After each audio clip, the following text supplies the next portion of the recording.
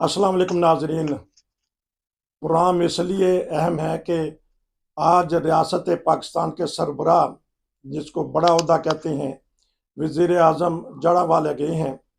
इस सानिया इस हादसा पे अफसोस का इजहार किया और चंद मिनट उन्होंने खिताब भी किया। अगर आपने नहीं सुना तो खिताब ज़रूर सुनिएगा।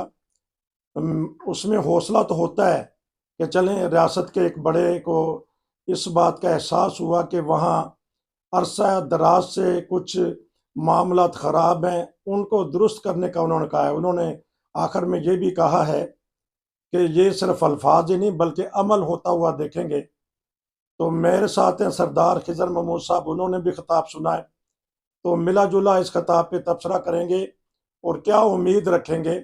जी अस्सलाम वालेकुम। जी वालेकुम अस्सलाम रहमतुल्लाहि व बरकातहू। उन्होंने पहले कबीना से 2 दिन पहले खिताब किया, जब उन्होंने हलफ उठाया, इंग्लिश में खिताब था। उसमें भी अजहार हमदर्दी किया और जो पाकिस्तान में बसने वाली मजलूम तबका है उनका साथ देने का कहा। लेकिन हमने देखा कि इन्हीं 2-3 दिनों में जमात अहमदिया की एक मस्जिद को भी शहीद किया गया, यानी मेहराब को नुकसान पहुंचाया। और पुलिस ने खुद, और पुलिस ये दावा करती है कि अगर हमने ये काम ना किया तो फिर वही होगा जो दूसरे इलाकों में होता आया है। एक ग्रोह शरपसंदों का आएगा, वो सब कुछ मलिया मेट कर देगा। और इसके अलावा गिरफ्तारियां भी हुई हैं। और ये एक ऐसा मुल्क बन गया है जहां अवाम भड़क उठते हैं छोटे से मजलूम तबके के खिलाफ। लेकिन आज का खिताब क्या देखते हैं, कुछ उम्मीद नज़र आती है? अगर हमें मौका मिला तो खिताब के कुछ झलकियां भी दिखा देंगे आखिर में, या इसके दौरान, या नहीं तो फिर नाज़रीन से यही दरख्वास्त है कि वो खिताब को भी सुने। अलबत्ता जो अहमदिया मस्जिद में हमलावर हम करने गए, हमला किया उन्होंने, वो उसकी झलकियां हम साथ साथ चलाएंगे। जी सरदार साहब, बताइएगा किस तरह देखते हैं इस खिताब को। नसीर साहब, मैं इससे पहले इस खिताब पे आने से पहले मैं एक बात करता चलूं कि पाकिस्तान में जब लाहौर में अहमदिया इबादतगाह पे जुमे वाले दिन हमला हुआ था और तकरीबन 100 लोग जो है वो गाजर मूली की तरह काट के रख दिए गए थे, तो उस वक्त नवाज शरीफ साहब वहां गए थे। उन्होंने एक लफ्ज कहा था कि ये भी हमारे भाई हैं। और आपने देखा होगा कि आज तक सियासी तौर पे उनके मुखालफिन जो हैं, जब उनको कोई मौका न मिले वो इस पर रकेतते हैं उनको और उनके खिलाफ बात करते हैं। आपने देखा होगा राना सनाउल्लाह ने एक टीवी प्रोग्राम में कह दिया था कि जी हम भी चाहते हैं ये कि नमाज भी यही पढ़ते हैं, रोजा भी रखते हैं। तो आपको मालूम हो गया उस पर भी कौम ने उसका उनके खिलाफ क्या क्या बातें नहीं की हैं। एक उम्मीद पैदा हुई थी जब हमारे यहाँ बदकिस्मती ये है कि हमें उम्मीद भी तब भी पैदा होती है, जुल्म होता है, किसी का घर जलता है, तब हमें एक उम्मीद पैदा होती है। जब पेशावर में 200 बच्चों को 150 बच्चों को गाजर मूली की तरह काट के रख दिया गया और नेशनल एक्शन प्लान जो है वो हुकूमत लेके आई उस वक्त की, और उसके बाद कुछ उस पर अमल दरामद भी शुरू होना शुरू हो गया। मुल्क के अंदर इंताब संदी कुछ सजाएं मौतें भी दी गई हैं, इंताब संदी को कंट्रोल करने के लिए कुछ मामलात बने हैं। उसके बाद फिर मसाजिद के ऊपर से स्पीकर उतारे गए हैं और मौलवियों के फोर्थ शेड्यूल में नाम डाले गए हैं। लेकिन बदकिस्मती से वो मामला भी कुछ ज्यादा न चला और उस मामले में भी हुआ ये है कि जो एमडी कम्युनिटी थी उसको उन्होंने बर्रा करार दे दिया कि जी इनके खिलाफ जो बात करनी है। और उसमें बड़ी बदकिस्मती में आपको एक बात बताऊं अपने सुनने वालों को कि हुआ ये है कि पाबंदी लगी है लिटरेचर पे, कि जो इस तरह नफरत अंगेज लिटरेचर है उनमें आम किसी फिरके की किसी किताब पे कोई पाबंदी लगी। अलबत्ता अहमदियों की किताबें सारी उठा के उन्होंने बैन कर दी और बाकियों को उन्होंने खुद मुहैया कर दी थी। फिर आगे चल के जब FATF आया तो FATF ने इन पे पाबंदी लगाई कि जो ट्रांजैक्शन है दहशतगर्दी में पैसा इस्तेमाल होता है उस पर भी उठ के उस वक्त की गवर्नमेंट ने उठ के तो अहमदियों के अकाउंट जो है वो बंद कर चुके, जबकि उनका अकाउंट से कोई तल्लक था ही कोई नहीं। सिर्फ वो एक नंबर पूरा करके दुनिया को बेवकूफ बनाने की साजिश की गई थी। उसके बाद परसों तरसों मैंने एक बात की थी जब फायद साहब गए वहां पे, मैंने कहा था कि अमेर की किरण इसलिए है कि चले उसने अगला चीफ जस्टिस बनना है। दो बातें मैं अपने नाज़रीन को बताता चलूं कि फायद साहब के पास एक इस मास्टर की इस सारे मामले में अब ये है कि उन्होंने फैजाबाद जो धरना हुआ था जब 22 करोड़ आवाम की नसें बंद कर दी गई थी और पुलिस वालों की आंखें निकाल दी गई थी, उसके बाद आपको याद होगा कि वो उन्होंने ऐलान कर दिया था कि फौज के अंदर उसमें तहरीक लब्बैक के जो सरबराह थे उन्होंने ऐलान किया था, उन्होंने फतवे दिए थे कि जी फौज के अंदर बगावत कर दी जाए, सुप्रीम कोर्ट जज को कत्ल कर दिया जाए। आपको याद होगा, सबको याद होगा। तब फायजा ने एक लिया था, सोमोट एक्शन लिया था और उस पर फैसला उन्होंने एक फैसला दिया था कि इस जमात की जो है ये चूंकि सियासी तौर पर सर्वाइवल करने वाली जमात नहीं है और या ये इस तरह की जमात नहीं, इसको खुला शुआ इसकी रजिस्टर कैसे की जाए। दूसरा एक फैसला सदर जिलानी वाला बड़ा लैंडमार्क फैसला आया हुआ है। तो मुझे उम्मीद ये थी कि जनाब फायजा साहब और उम्मीद रखते हैं उनसे कि वो किसी पे कोई एहसान नहीं करेंगे, 2 फैसलों पे अमल दरामद वो करवाएंगे। अच्छा। और वो जड़ावाला में जाके देख के आए हुए हैं कि कौन मुलव्वस था, किस तरह के लोग मुलव्वस थे। कोई बातें दो ऐसी नहीं है जो उनको मालूम ना हो।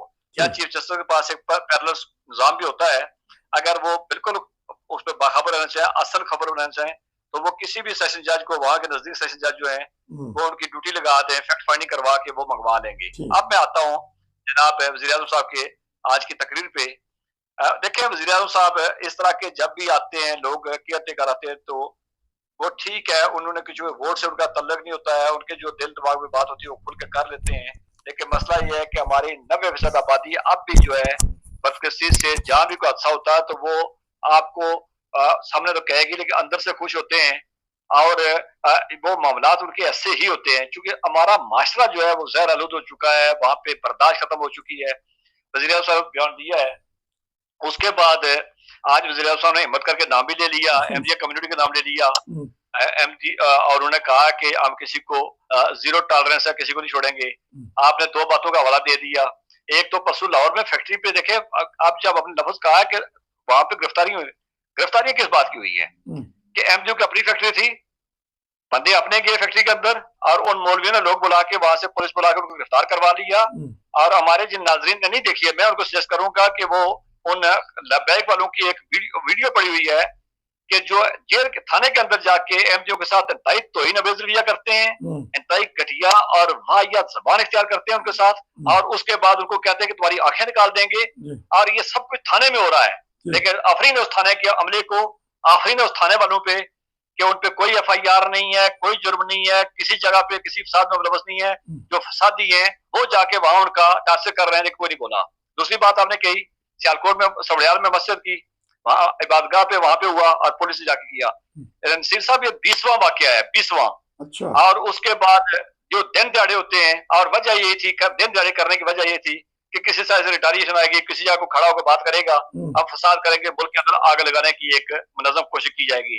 अभी आपने देखा होगा वज़ीर आला पंजाब ने भी कहा है, वज़ीर आज़म साहब ने कहा है, और तमाम जो लोग हैं उन्होंने कहा ये कि एक साजिश थी, मनसूबाबंदी से की गई थी, ये मनसूबाबंदी साजिश की गई थी। अब हम इंतजार करेंगे वज़ीर आज़म साहब का कि वज़ीर आज़म साहब जो है वो जो आज उन्होंने बात की है, और उनके बात करने के बाद आने वाले वक्तों में कितना फर्क पड़ता है, उनकी बात जो है वो उसको आज वे लोग कितना, उन्होंने एमजीओ का नाम लिया, कोई एमजीओ को हुकूक नहीं दे दी, एमजीओ को प्रोटेक्शन नहीं दे दी। अच्छा। आज के बाद पता चलेगा कि हमारा जो मजहबी तबका जो है वो उस बात को भी किस तरह, किस कौन से मानी पहना के चलता है। तो बहरहाल एक खुश इन बात है कि अगर किसी को कहीं से सोच पैदा हुई है, क्योंकि दुनिया का प्रेशर बहुत ज्यादा है, जुल्म जो आज से 49 से ज्यादा जो है चर्चेज उनके जलाए गए हैं, 100 से ज्यादा घर जले हैं, और घर जिस जले आपको मालूम है कि वो बच्चों का जेवर, बच्चों का जे सामान, जे और हर चीज उठा के ले गए, जो चीज उठा के नहीं ले जा सकती है, वेरिएबल नहीं थी, उसको आग लगा दी गई है। और बदकिस्मती में देखो, एक और मैं इसी प्रोग्राम से निशानदेही करता चलूं कि बाद में एक मौलवी साहब खड़े होकर लब्बैक के जो आईजी साहब के साथ प्रेस कॉन्फ्रेंस कर रहे थे, और वो बड़ा कह रहे थे कि हमने बड़ा अमन, अगर उनकी पहले की वीडियो देख ली जाए तो आपको अंदाजा हो जाएगा आग लगाने वाला कौन था। मसला ये है कि हमारी कौम के, हमारे जो मजहबी लोग जो हैं या जिन्होंने ठेका लिया हुआ है, वो पहले तो चोर के साथ होते हैं, फिर शार के साथ खड़े होते हैं। पहले उन्होंने आग लगवाई है और उसके बाद पुलिस के साथ, इसलिए कि वो पुलिस के साथ इसलिए होते हैं कि लोगों को, मनपसंद लोगों को बचाया जाए। लेकिन हम उम्मीद करते हैं कि वज़ीर आज़म साहब ने कहा है, उसके बाद chief justice, coming chief justice जो गए थे, और कहीं ना कहीं बेहतरी आएगी। और अगर बेहतरी नहीं आएगी तो मैं अपने नाज़रीन को, सुनने वालों को बताता चलूं कि मैं नहीं कह रहा हूं, पूरा माशरा कह रहा है, हर बाशऊर लोग, जी शोर लोग कह रहे हैं, वो कह रहे हैं कि पाकिस्तान को इस वक्त इसराइल से खतरा नहीं है, पाकिस्तान को भारत से खतरा नहीं है, पाकिस्तान को बैरूनी से दुनिया से खतरा नहीं है। पाकिस्तान को इस मजहबी तंजीम खतरा है जो दिन राती फिर रही है। अब याद रखें, जब इस तरह के मामला होंगे, कौन सा इन्वेस्टर आएगा, कौन सी फॉरेन इन्वेस्टमेंट आएगी, कौन सा बंदा बिजनेस करेगा, कौन सा बंदा फैक्ट्री लगाएगा, और उसके बाद क्या मामला होंगे। ऊपर मुल्क की हालत ये है कि मुल्क में आग लगी हुई है महंगाई की, आटा शार्टेज है। उसके एक जरी मुल्क जिसका कहा जब बना था, कहा गया था 3 जिले इसका आटा पूरा कर लेंगे, उसके अंदर आपको नहीं मालूम होगा कश्मीर से लेके कराची तक आटे की लाइनें लगी हुई हैं, और उसके बाद सैलाब जो है वो अपनी तबाही करता जा रहा है। और ये जो है जहाँ पे सैलाब नहीं है वहां ये तबाही करते जा रहे हैं। तो ये किसी एक फिरके मसलक की बात नहीं है। अगर इस मुल्क को बचाना है तो इस तरह की तंजीमों को, इस तरह की सोच को, इस तरह की फिक्र को, और 70 साल से किसी और ने नहीं पाले हैं। 70 साल से ये स्टेट ने खुद पाले हैं। इनको स्टेट ने खुद पाला था, स्टेट इनकी जो है वो रखवाली करती रही है। और अगर स्टेट को कहीं पे किसी को समझ आती है कि ये जो जिनको हमने पाला था ये अब हमारे गिरेबान पड़ गए, तो इनको गिरेबान पड़ने से पहले पहले इनको काबू करना होगा। वरना ये है कि वक्त नहीं है, ये आग फैलती जाएगी और इस आग की जो है वो लपेट में और भी आते जाएंगे। तो स्टेट के सरबराह ने कैंसर तो कह तो दिया कि हम इनके साथ आईनी हाथ से मुकाबला करेंगे। तो इस बारे में बताइएगा कि एक तो ये कि उन्होंने फिलबदी तकरीर किया, हो सकता है अचानक ही उनके मुंह से उन्होंने पहले तो अहमदी नहीं कहा, दूसरे हिस्से में जाके अहमदी कह दिया, तो उनको कुछ ख्याल आया होगा कि मैंने हम उसने जर रखते हैं, ऐसा नहीं है, हम उसने जर रखते हैं, हम दुआ करते हैं कि अल्लाह ताला उनको ताकत दे, हिम्मत दे, तौफीक दे। मैंने कहा कि ये किसी एक कम्युनिटी की बात नहीं है, ये पाकिस्तान के सालमियत की बात है। और हर वो बंदा जिसको पाकिस्तान की सालमियत चाहिए, हर वो बंदा जिसको पाकिस्तान से प्यार है, जो चाहता है कि मुल्क इसका वजूद रहे, इस मुल्क के रहने वालों को अमन हो या मुल्क तरक्की करे, तो यकीनन उसकी सोच यही होगी। वज़ीर आज़म साहब चूंकि पाकिस्तान से बाहर रह के कुछ पढ़े हुए भी हैं, और उसके बाद उनको बेहतर मामलात का भी है। कोयटा के अंदर कुछ इलाके जो है ऐसे हैं जहाँ पे काफी इस तरह के मजहबी मामलात कभी रहे नहीं है, तो मुमकिन है उनका, तो हम हौसले ज़रूर रखते हैं कि वज़ीर साहब जो कहा है उस पर अमल दरामद करेंगे। लेकिन मैंने तारीख पीछे से लेके आया हूँ, कोई बड़ी लंबी चौड़ी नहीं, कि मैंने नेशनल एक्शन प्लान से लेके तो मैंने सारी बातें लेके आया हूँ कि इसमें बहुत सारी बातें की गई हैं, बहुत सारे मामलात हुए हैं, लेकिन फर्क कोई नहीं पड़ा। खुदा करे कि अब जो वज़ीर आज़म साहब ने कहा है, खुदा उनको ताकत दे, हिम्मत दे, और इसको अमली जामिया पहनाया जाए। और ये कहा किया जा सकता है इसलिए कि इस तरह की हुकूमत ने वोट नहीं लेना होता है। इस तरह हुकूमत के पास अगर पावर हो, उसकी विल हो और उसकी नीयत की हो उसने, तो वो कुछ करना चाहे तो वो कर सकती है। क्योंकि वज़ीर आज़म साहब का जो है वज़ीर दाखिला वो उनकी अपनी मर्जी का है, उनका अपना करीबी दोस्त है। उसके बाद जो उसके बाद जो चीफ जस्टिस बन जाएंगे वो भी बलोचिस्तान के हैं। तो अल्लाह करे कि वज़ीर आज़म साहब ने कहा उनके पास इख्तियार मौजूद है, ये अलग बात है वो केयर टेकर, इसके बावजूद उनके पास इख्तियार मौजूद है। खुदा करे उन्होंने जिस ख्वाहिश का इज़हार किया है, ये ख्वाहिश उनकी हम अपनी जिंदगी में मुकम्मल होते देखें। और वो जो 3-4 माह का अरसा है, खुदा करे कि वो इतना अच्छा काम कर जाएं कि पाकिस्तान के अवाम, पाकिस्तान की अकलीतें, पाकिस्तान के जो मजहबी डिफरेंसेस वाले लोग हैं, पाकिस्तान के वो लोग जो इंसानी हकूक की बात करते हैं, वो उनको एक बहुत अच्छे लफ्जों में याद रखें और तारीख में अपना नाम बना के जाए। तो नेशनल एक्शन प्लान में तो ये भी था कि कोई फिरके के लोग किसी दूसरे मजहब या फिरके को गाली गलोच या लान तान नहीं करेंगे। हमने देखा जो अभी आपने जिक्र किया कि फैक्ट्री से मजलूम अहमदियों को जब गिरफ्तार किया गया तो सारे के सारे शरपसंद इकट्ठे हो गए और वो जो नाराबाजी कर रहे हैं पुलिस की मौजूदगी में, तो पुलिस तो साथ उन्हीं का दे रही है, मजलूमों को तो साथ नहीं दे रही, जालिमों के साथ मिल जाती है। देखें, बात यह है कि जब इदारे यरगमाल बना दिए जाए, हम तारीखी तौर पर फिर पीछे चले जाते हैं कि आज से 3-4 साल पहले एक नेकोकार नाम की एक असिस्टेंट कमिश्नर थी अटक में, तो उन्होंने यही दिन थे, अगस्त के दिन थे, तो उन्होंने एक जगह तकरीर करते हुए कहा कि एमडी भी इसी मुल्क के बाशिंदे हैं, और उसने सिर्फ इतनी बात की। तो आपको याद होगा कि वो स्कूल के लड़के बुलाकर उसकी तजरीफ की गई थी, उससे माफी मंगवाई गई थी। दूसरी बात चले, ये जड़ावाला में वाकया जो हुआ, मैंने पहले कहा था, यहाँ शौकत सिद्धू नाम के एक मसीह असिस्टेंट कमिश्नर थे, तो वो बर्दाश्त नहीं हुए, उसके सिले में इसको लगा दी गई। रात की फैक्ट्री वाली आपने बात की है, तो इस तरह की चीजें जो है, जहां तक आपने नेशनल एक्शन प्लान की बात की है, मैंने कहा कि नेशनल प्लान भी आया था, लेकिन उसके बावजूद वो एमजीओ पे मौलवियों को बर्रा करार दे दिया गया था कि जो कहें, और उल्ट ये हुआ था कि जो एमजीओ खिलाफ जो लिटरेचर था वो पकड़ने के बजाय एमजीओ की अपनी किताबें बैन कर दी गई थी, जो एमडी अपनी अपने औलाद के लिए, अपनी कम्युनिटी के लिए लिखते हैं और वो होती हैं। तो ये इस तरह के मामलात थे, तो उसका तो कोई फायदा हुआ नहीं था। अल्लाह करे जो वज़ीर आज़म साहब ने कहा है, अल्लाह करे उनकी हिम्मत हो, अल्लाह करे उनकी नीयत हो और कोई बेहतरी आ जाए। तो उसी वीडियो में एक जो आपने कहा कि देखनी चाहिए हम, क्योंकि हम अभी तक सुना नहीं सके, उसमें उसने भाई कहा तो समझे भाई, एक अहमदी भाई भाई समझे। वो कहते हैं नहीं जी, हम अहमदी को कादियानी को भाई नहीं कहेंगे। इस तरह का मुआशरे में परवान चढ़ रहे हैं लोग। देखें, आपने वो वीडियो देखा, उसके बाद नीचे रिमार्क्स लोगों के देखे हैं, तो आपको अंदाजा हो जाएगा कि माशरा कितना ज़हर आलूद हो चुका है, जी कितना ज़हर आलूद हो चुका है। मैंने कहा अभी जड़ावाला इतना बड़ा वाक़या है कि किसी अगर यूरोपीय मुल्क में होता है, किसी किसी किसी उस मुल्क में होता है जो इंसान रहते हैं, तो उस मुल्क की जो है वो दर और दीवारें हिल जाने थे। जी लेकिन आप उस मुल्क के अंदर, मैं बड़े दावे से कहता हूँ कि 90% लोग इसको जायज जस्टिफिकेशन करते हैं और उसको आए बाएं शाएं करके, अगर उसकी मजम्मत भी करते हैं तो वो उसको आए बाएं शाएं करके करते हैं। और बीच की अंदर की बात ये है कि तमाम मौलवी खुश हैं और तमाम मौलवी जो है उस पे हैं कि ठीक है जी, जो हुआ ठीक हुआ।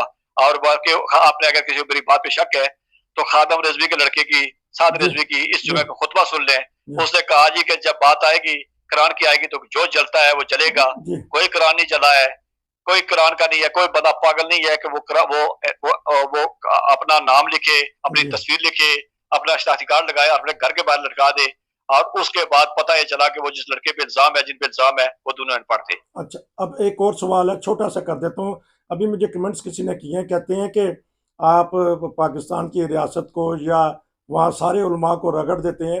उन्होंने कहा कि एक अहले हदीस की वहाँ मस्जिद से ऐलान हुआ कि ईसाई यहाँ की इबादत करें, और उन्होंने गवाही के तौर पर एक मेजर हैं, ईसाई मेजर। उनका फिर वो फ़िक्रा जो बीबीसी में आया वो दिलाया कि हमें एक अहले हदीस की मस्जिद से इमाम साहब ने कहा था कि आप हमारे यहाँ आके अपनी इबादत करें, तो वो मेजर साहब जो ईसाई मेजर हैं रो भी पड़े हैं। इस बारे में बता दीजिए कि मैंने उनको हौसला दिया ये। देखिए, जी मसला ये है कि अगर मैं एक आंख से देखने वाला हूं तो मैं बिल्कुल उसकी तारीफ कर दूंगा और अच्छी बात है कि अगर उन्होंने इसका किया है तो बहुत अच्छी बात है। लेकिन आज से 4 दिन पहले भी जब लाहौर में बेगम कोर्ट के अंदर अहले हदीस ने जो तकरीरें की थी फिका जाफरी के खिलाफ, जी अगर वो कोई तकरीर सुन ले बंदा जी तो उसको अंदाजा हो जाए कि कितनी मजहबी आमागी और कितनी बर्दाश्त है। जी मैं तो चाहता हूँ कि अहले हदीस से बड़ा कारनामा किया और बड़ा अच्छा, बहुत अच्छा काम किया। अल्लाह करे उनको और ये मुत्तफिक मिले और आने वाले वक्त में फिका जाफरिया की मजलिस भी अपनी मस्जिद के अंदर करा लें, जी क्योंकि फिका जाफरिया भी पाकिस्तान का ही है जी और बड़ी पाकिस्तान की 30% से ज्यादा बड़ी आबादी है, तो मुझे बड़ी खुशी होगी। लेकिन मैंने बेगम कोर्ट वाली तमाम तकरीरें बड़ी गौर से सुनी है और मैंने वो जो बिल पेश हुआ है उस बिल के बाद जो तकरीरें की गई है और साथ कहा गया है कि शीए पहले 10 मुहर्रम तक मातम किया करते थे, 19 मुहर्रम को बिल पास हुआ है, तो आइंदा अच्छा। के बाद 20 मुहर्रम तक 2 हफ्ते करेंगे। बहरहाल ये हमारा नाज़रीन कहने का मकसद था कि बाज़ लोग अच्छे भी हैं, हम उनको अप्रिशिएट करते हैं। मैंने उन दोस्त को कहा जिन्होंने मुझे क्लिप भेजा कि अगर आप प्रोग्राम करना चाहते हैं या वो इमाम साहब प्रोग्राम करना चाहते हैं तो हमारा प्लेटफॉर्म इस्तेमाल करें। हमारी कोशिश होती है कि जहाँ प्यार बटे वहाँ बांटते हैं। हमारे सरदार खिज़र महमूद साहब कोशिश करते हैं कि नफ़ातुल्लाह आपको तबसरा दें। वज़ीर आज़म की तकरीर पे आज का तबसरा था। आपका बहुत शुक्रिया। फिर आपसे दोबारा मिलेंगे किसी नए प्रोग्राम में। नसीर को इजाज़त दीजिए। अस्सलाम वालेकुम।